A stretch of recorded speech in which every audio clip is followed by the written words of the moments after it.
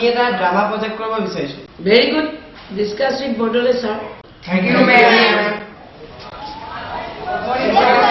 Good morning, my children. Do you have any purpose? Sir, আমি ড্ৰামাৰ ওপৰত এটা প্ৰজেক্ট কৰিব বিচাৰিছো। কাইণ্ডলি আপোনাৰ গাইডেন্স পালে সুখী হ'ম। Very good. I am always in charge of such enthusiastic students. Thank you, sir. All right, then come with me.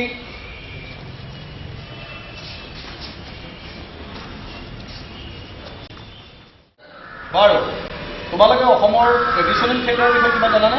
জানো স্যাৰ, মনকে না। Good. Who is the creator of it? Sir, Mahapurush Srimanta Sankardev. Correct. Do you know about his birthplace?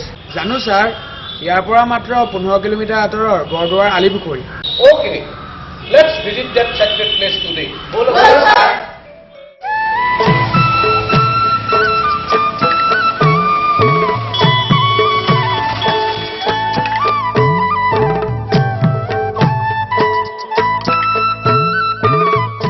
এয়াই খাচী গছ।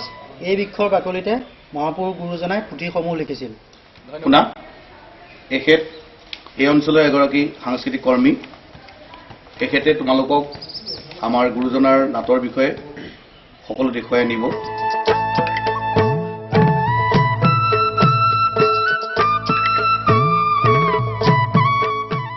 মহাপুৰুষ গুৰুজনে এই শিলিখাজোপাৰ তলতে বহি কীৰ্তন বা এনেকৈ শাস্ত্ৰসমূহ ৰচনা কৰিছিলে।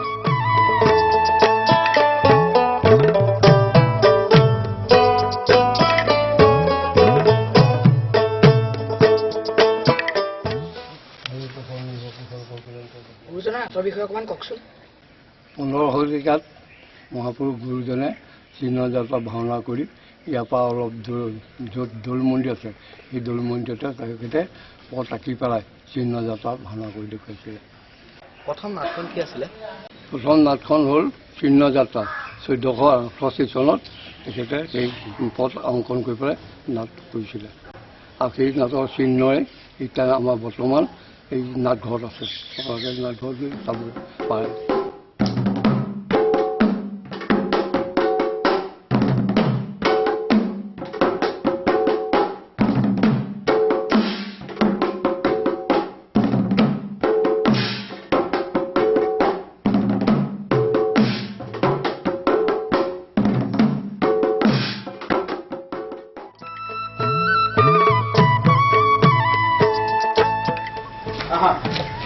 তোমালোকক আজি আমি শংকৰী কলা সংস্কৃতিৰ এটা চৰ্চা কেন্দ্ৰলৈ লৈ যাব বিচাৰিছোঁ। অসমত তেনেকুৱা ধৰণৰ বহুত চৰ্চা কেন্দ্ৰ আছে। আমি এইটোক চৰ্চা কেন্দ্ৰলৈকে আমি যাম। ছাত্ৰসকল, এয়া আমাৰ সন্মুখত অসমৰ প্ৰখ্যাত অভিনেতা তথা শংকৰী সংস্কৃতিৰ সাধক শ্ৰীযুত গুণ মহন্তদেৱ। গতিকে তোমালোকে তেখেতক কিবা জানিব লাগিলে সুধি ল'ব পাৰে। বৰদেউতা, বৰদেমাৰীৰ বিষয়ে অকণ কওকচোন। ভাওনাৰ লগত সংগতি ৰাখি থলুৱা বাদ্যযন্ত্ৰলৈ যিটো প্ৰদৰ্শন কৰা হয় সেইটো হৈছে এই বৰধেমালিতে কৰা যায়, সেইটোকে জৰা বুলি কয়। বৰদেউতা, এই খোলৰ বিষয়ে অকণমান কওকচোন। হয় নেকি? খোল হৈছে সত্ৰীয়া সংস্কৃতিৰ মূল বাদ্য।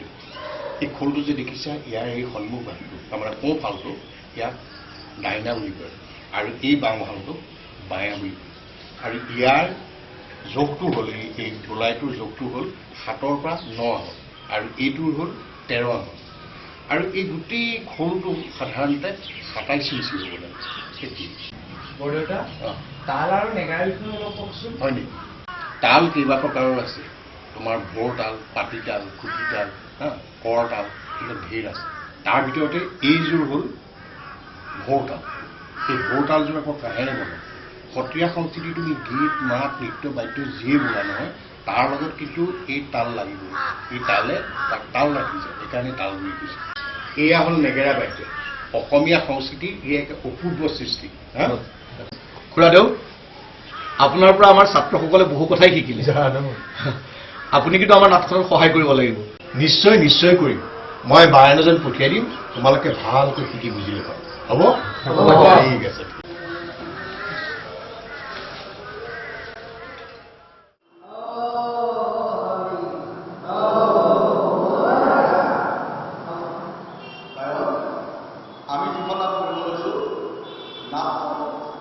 बढ़े चलो और बेटी बचाओ बेटी पढ़ाओ किंतु আমি প্ৰেজেণ্টেশ্যনটো আমাৰ অসমীয়া অংকীয়া নাটৰ বৰ ধেমালি আৰু দিহানামত কৰিব বিচাৰিছোঁ গতিকে আপুনি আমাক অকণমান সহায় কৰিব হ'ব তেতিয়াহ'লে আমি আৰম্ভ কৰোঁ